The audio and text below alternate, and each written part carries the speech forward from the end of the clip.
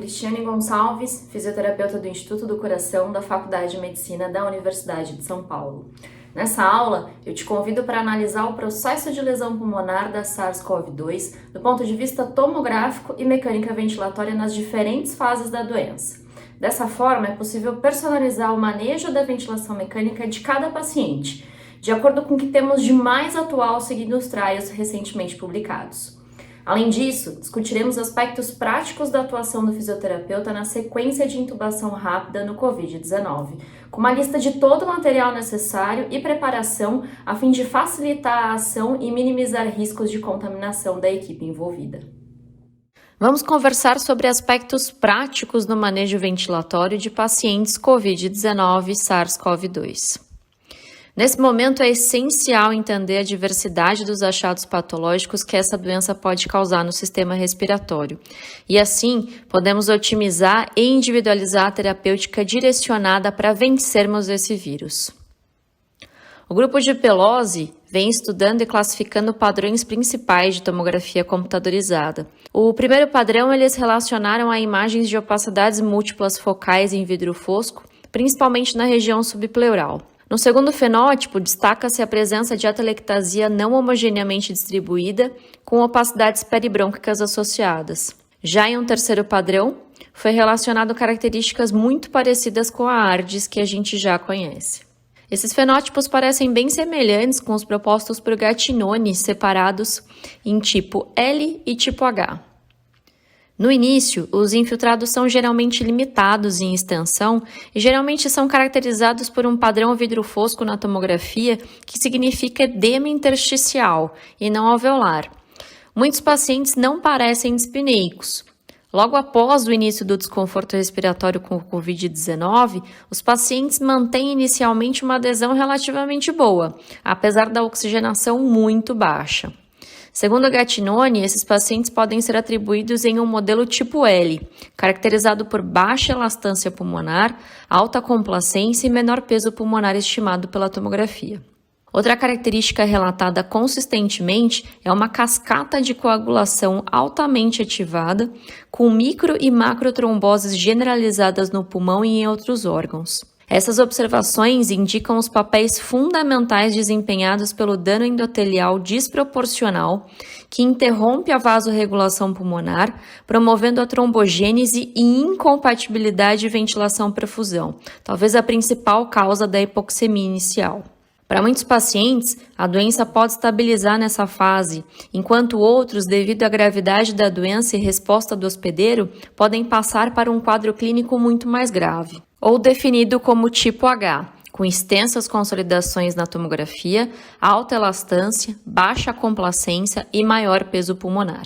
A infecção por COVID-19 induz vasoplegia, incompatibilidade de ventilação-perfusão e hipoxemia. Isso, por sua vez, junto com estímulos relacionados à doença viral, aumenta o impulso respiratório e, consequentemente, o esforço respiratório. Esforços respiratórios levam a grandes oscilações negativas na pressão pleural, gerando estresse e tensão pulmonar excessivos e aumento de edema pulmonar devido à pressão transalveolar negativa. Para evitar o início de uma espiral descendente de encolhimento e lesão pulmonar progressiva, pode ser aplicado suporte não invasivo. Se o estresse transpulmonar for aliviado, o paciente pode ser tratado adequadamente dessa maneira. No entanto, se persistirem fortes esforços inspiratórios, é indicada intubação precoce, sedação e bloqueio neuromuscular. Se a intubação for atrasada significantemente, a lesão pulmonar tende a aumentar. É importante notar que os danos secundários à COVID-19 podem progredir independentemente dos tratamentos respiratórios. Recomenda-se oxigênio suplementar em pacientes com COVID-19, se a saturação periférica de oxigênio estiver abaixo de 94% e a saturação não for mantida acima de 96%. Poucos dados estão disponíveis sobre a eficácia do suporte não invasivo com ventilação não invasiva e oxigênio nasal de alto fluxo na pneumonia COVID-19. Essas estratégias vêm sendo utilizadas e por vezes recomendadas em pacientes com COVID-19, especialmente em casos de doença mais branda ou para ganhar tempo antes do início da ventilação invasiva. Entretanto, essa recomendação ainda é fraca e sua utilização deve ser guiada por trials bem estabelecidos, minimizando inclusive a propagação de aerosol. A experiência em pacientes COVID-19 de Wuhan foi semelhante à experiência com a influenza H1N1, com alta taxa de falha não invasiva no suporte e necessidade de intubação e ventilação mecânica em mais de 75% dos casos. No entanto, não houve diferença na mortalidade entre os pacientes que receberam ventilação não invasiva versus ventilação invasiva. Em geral, o manejo ventilatório não invasivo acarreta em alto risco de gerar pressões intratorácicas negativas e um maior risco de disseminação viral através de vazamentos da máscara. A literatura traz que a cânula nasal de alto fluxo parece diminuir a necessidade de intubação traqueal na insuficiência respiratória hipoxêmica aguda, quando comparado à oxigenoterapia convencional, mesmo sem afetar a mortalidade. Portanto, em adultos com COVID-19 e insuficiência respiratória aguda, a cânula nasal de alto fluxo talvez seja mais indicada em relação à ventilação não invasiva. A ventilação espontânea vem sendo amplamente associada a outras terapêuticas, como o uso da posição prona, por exemplo. Incluindo a facilidade e a maior segurança ao paciente durante a transferência, a posição prona vem se destacando quando aplicada em pacientes extubados. Entretanto, permanecer por mais de 3 horas em decúbito dorsal pode ser um desafio ao paciente acordado. Gattinoni discutiu recentemente alguns estudos que analisaram essa associação e, apesar de poucos pacientes, pôde-se destacar a melhora dos níveis de oxigenação após 3 horas em decúbito ventral. Vale salientar que é preciso ficar atento aos reais ganhos, tanto em melhora da oxigenação quanto em reversão do desconforto respiratório, para que não seja, vamos dizer assim, mascarada a necessidade de intubação traqueal e, consequentemente, trazer prejuízos funcionais ao paciente em insuficiência respiratória. As recomendações em posição prona destacam a manutenção do decúbito por pelo menos 12 a 18 horas consecutivas. No paciente sedado e curarizado, a aderência à terapia com certeza se torna mais fácil. Vale lembrar que toda a equipe deve ser treinada e preparada para minimizar os riscos durante a transferência.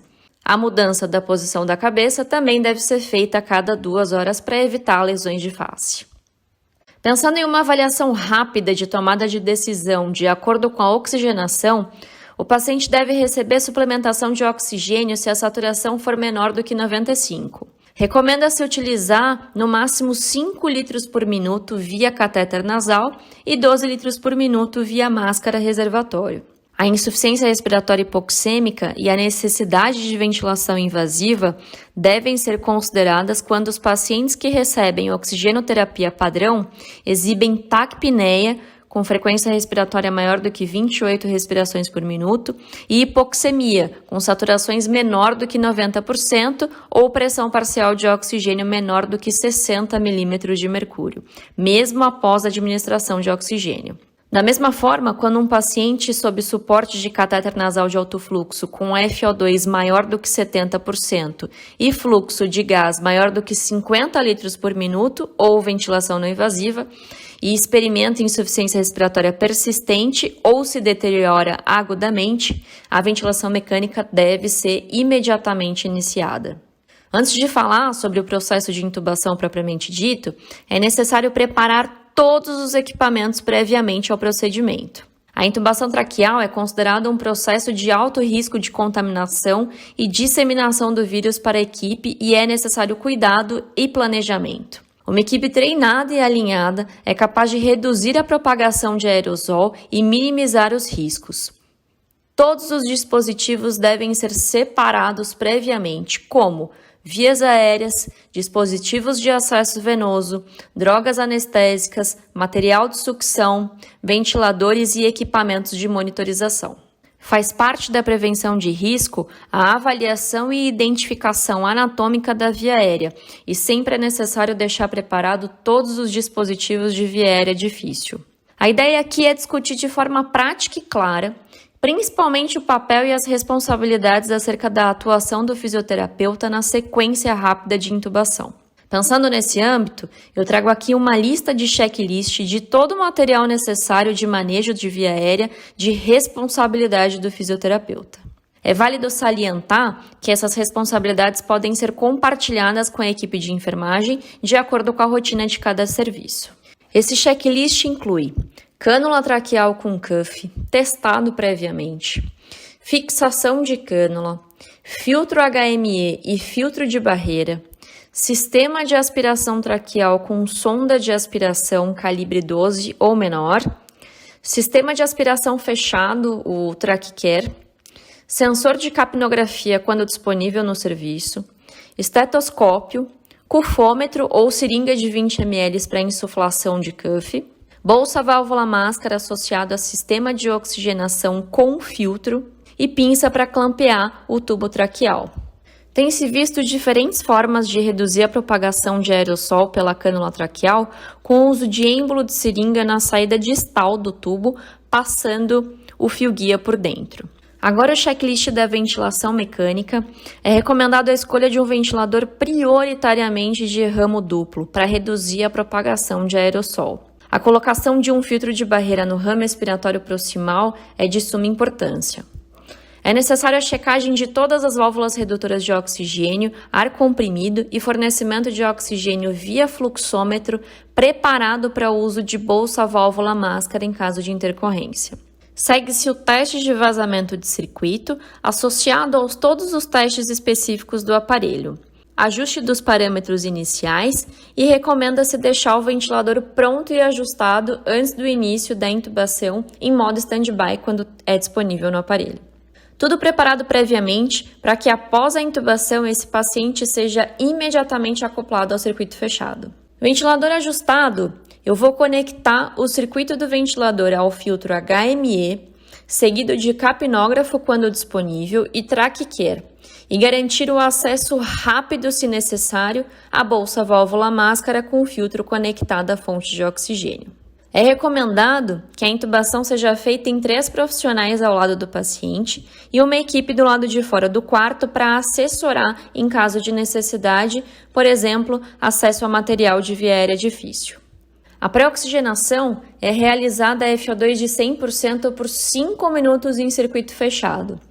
Se o paciente estiver em ventilação não invasiva, catéter de alto fluxo ou máscara reservatório, pode ser realizada a pré-oxigenação nesses dispositivos.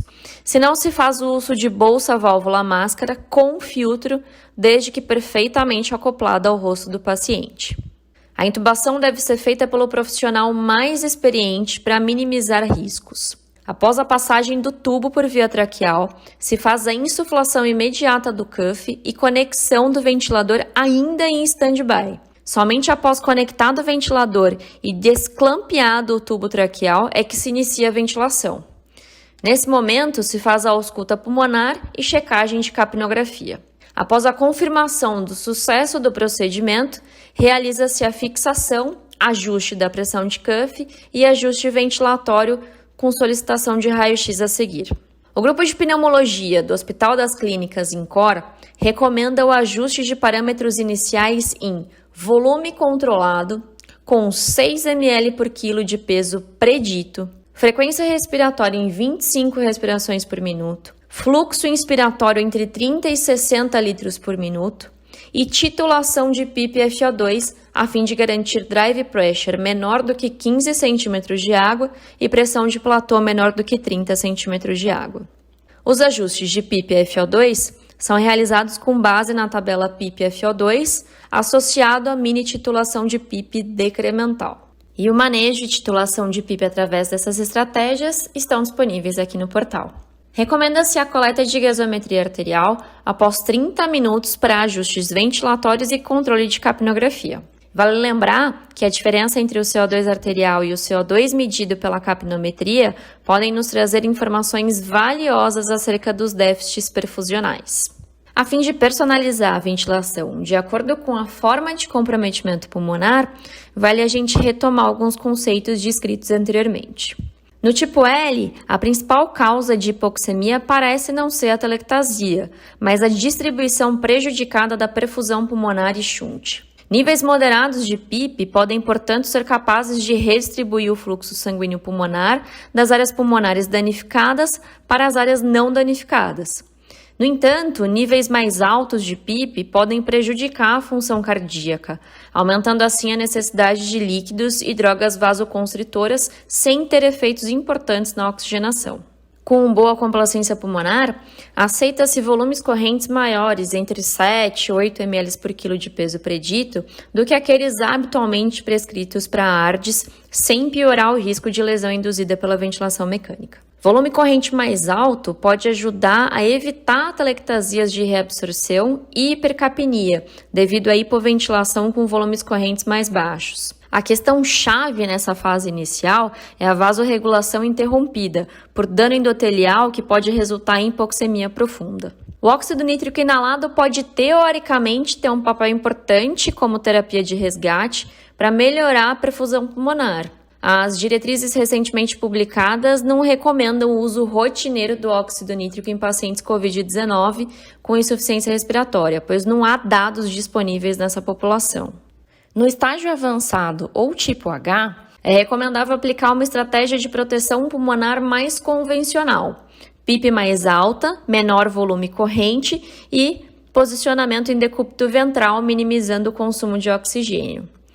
Em pacientes com COVID-19 ventilados mecanicamente e com hipoxemia refratária, apesar do tratamento convencional e do posicionamento em prona, a oxigenação por membrana extracorpórea veno-venosa pode ser considerada uma opção.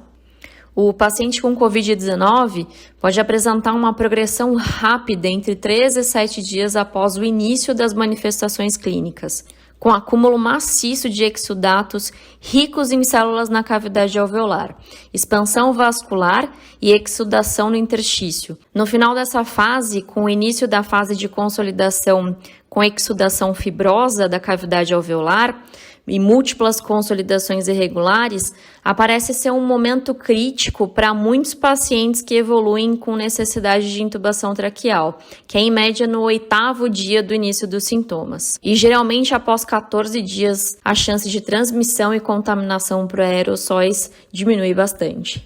Revisando os pontos de atenção no manejo desses pacientes, vamos usar uma recomendação publicada recentemente. Pacientes estubados devem receber adequada assistência ventilatória para manter saturação acima de 95% e reduzir esforço respiratório. Em ventilação mecânica, é preciso lembrar sempre de minimizar o estresse vascular e transpulmonar. Entender a mecânica ventilatória e personalizar a estratégia utilizada parece ser fundamental para o manejo, sucesso de extubação e, consequentemente, recuperação total dos nossos pacientes. Obrigada!